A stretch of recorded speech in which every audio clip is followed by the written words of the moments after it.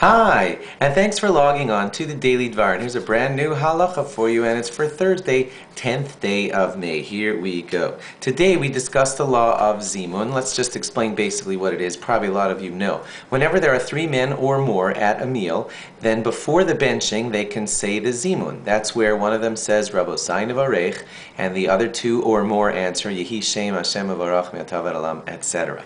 Now, some laws that you need to know about this. You all probably know that there are far 10 men are there, 10 or more men are there. Then what you could do is, you could say, Nevarech, instead of saying, Barech She'achalna Mishalo, you say Nevarech Elokeinu She'achalna Mishalo, and you mention God's name there because you have 10 people or more. You're eligible to say it in its higher form, mentioning God's name.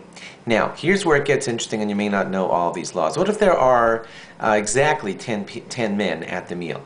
And if you, the 10th man, if you leave, you'll bring it down now to 9 men. You're going to mess them up because if you left, and now they don't have 10 men there, they can't say that higher form where they say God's name. And that's all thanks to your leaving early. So the halacha is that you should actually try not to leave early so that they can remain with the 10 that they want to. Similarly, if there were 3 and you leave early and that's going to make them not have a zimun, they won't be able to say it at all. That too is frowned upon because you're going to mess up their chance to say the zimun at all. Now, here's where it gets a little more interesting. What if there's 11 people? And when you leave, they'll still have 10, they'll be fine, everything will continue without you. Or similarly, if there were 4 people, and when you leave, everything will continue in the same way, they'll be down to 3. But basically, in both of these last 2 examples, nothing much changes when you leave. So theoretically, you are allowed to leave. It's still best for you to try to say the zimun with them, because if you join the meal together with them, assuming you ate the meal together with them, it's best if you say the zimun with them.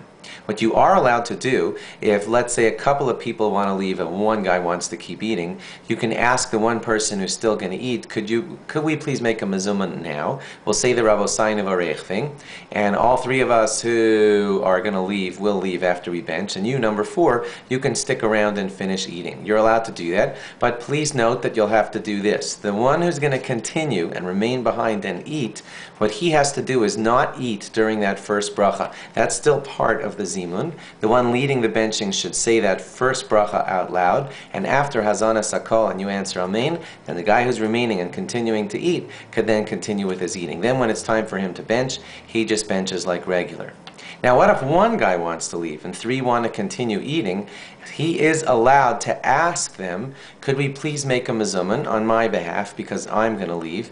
They don't have to acquiesce because actually they're in the majority and they want to stay, but if they agree to, they're allowed to agree to and say, fine, let's make the zimun now and we'll say the zimun along with you, and then they'll do the same procedure as we just said before. They'll listen quietly while he says the bracha till Hazana Sakal, and then they may continue eating afterwards, and then assuming they don't eat too much, they can just continue and bench regularly at the end without any more zimun because they've already fulfilled that. There are more complications and more to it that you can, like what if they want to eat another full amount of meal? That gets more complicated. But those are the basics. Now you know. You're educated and you can ask further questions on this as far as the more intricate details to your rabbi. Thanks for logging on. Log on again for more tomorrow. Bye-bye.